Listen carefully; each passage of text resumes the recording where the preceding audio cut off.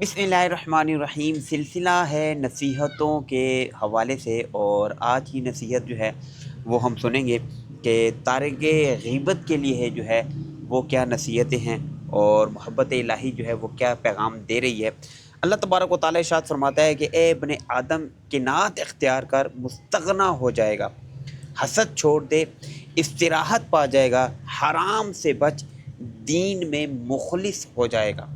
جس نے غیبت کو ترک کر دیا، اس کے لیے میری محبت ظاہر ہو گئی۔ جس نے لوگوں سے کنارہ کشی اختیار کی، وہ لوگوں سے محفوظ ہو گیا۔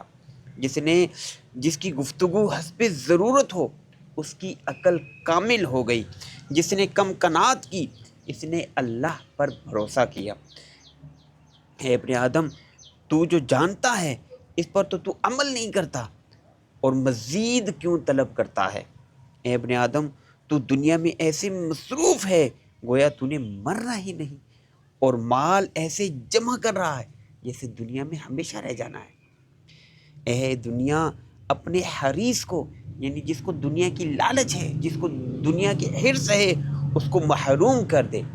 اپنے تارک، یعنی جو دنیا کو چھوڑنے والا ہے، جو دنیا سے نفرت کرنے والا ہے، بے رغبت ہے، اسے تلاش کر، اور دیکھنے والوں کی نگاہ میں کیا ہو جا؟ شیریں ہو جا۔ تو اللہ تبارک و تعالیٰ جو ہے، جو آج کے نصیحتوں کے حوالے سے جو آپ کو اقوال زرین پیش کی گئی، تو اللہ تبارک و تعالیٰ ہمیں ان پر عمل کی توفیق عطا فرمائے۔ کل انشاءاللہ مزید نئی جو ہے اقوال زرین کے ساتھ آپ کی خدمت میں حاضر ہوں گے۔ اپنا خیال رکھیے گا، مجھے دعاؤں میں یاد رکھیے گا۔ السلام علیکم و رحمۃ اللہ وبرکاتہ۔